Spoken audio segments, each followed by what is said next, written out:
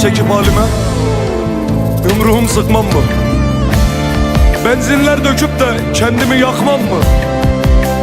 Canımdan bezmişim, hayattan bıkmam mı? Oy ben kimleri, oy ben kimleri sevmişim. Oy ben kimlere gönül vermişim.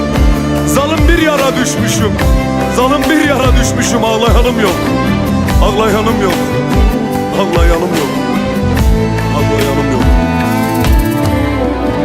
Anam yok ki ağlasın, gelip yaramı sarsın. Düştüm elden ayaktan, babam yok ki kaldırsın.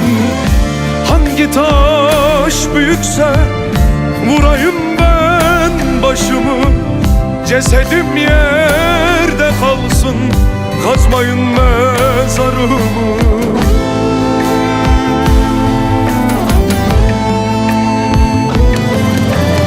Oy ben kimleri sevmişim, kimlere gönül vermişim. Zalim bir derde düşmüşüm, ağlayanım yok. Ay ben ölmüşüm, ay ben ölmüşüm. Bir zalim derde düşmüşüm, ağlayanım yok.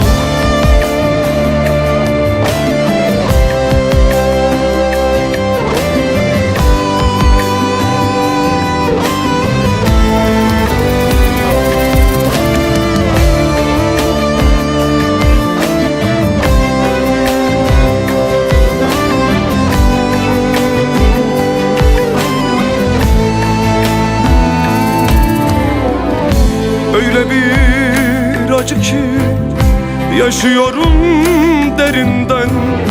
Nefes almam imkansız, vuruldum bin yerimden. Hangi taş büyükse vurayım ben başımı.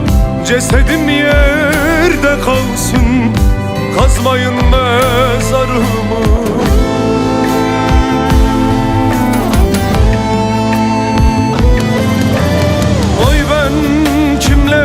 Sevmişim, kimlere gönül vermişim.